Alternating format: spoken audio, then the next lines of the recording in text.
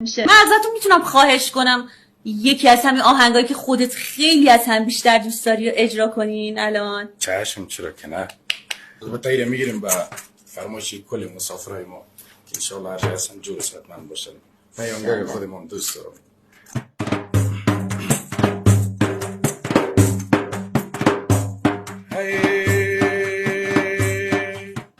مسافر میشم مادر دعا کن، مادر مکی رفتم بده صبر خدا کن ای مادر،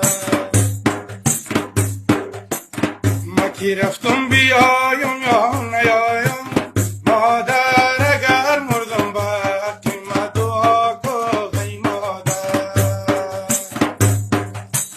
مادر گلی گندم از مادر، پروای من نداره ملکی مردم از مادر، مادر گلی گندم از مادر، پروای من نداره ملکی مردم از مادر،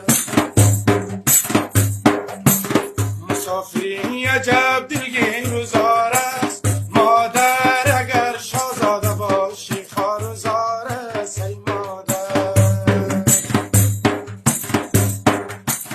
هزاران تشک و قالینچه باشد مادر، به زیر پای کاش مانند خار است ای مادر،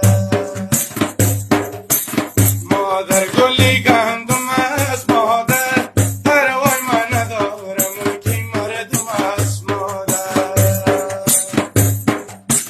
رسیدم دشتی بری چی ملکی خوبان مادر، به یادم آمدی ای مای تابان ای مادر،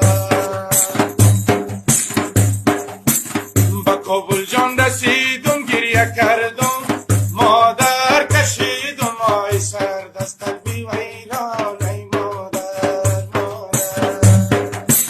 مادر گلی گندم از مادر، پروای من نداره ملکی مردم از باریکلا، بسیار عالی. ازون که پیشتون نیست مادرتون اینجا جایی که افغانستان خیلی دلت تنگ شده براش؟ آره خیلی. همین چند دقیقه پیش من همراه مادر جانم صحبت کردم در تلفن، گفتم مادر جان مرا دعای طبیعتی که ما بخیر میرم در پیش دختره گیرانی ثبت میکنم، برو بچه من همیشه دعایم پشت است، همیشه دعای پدر مادر خدا جان حفظش کنه ایشالله.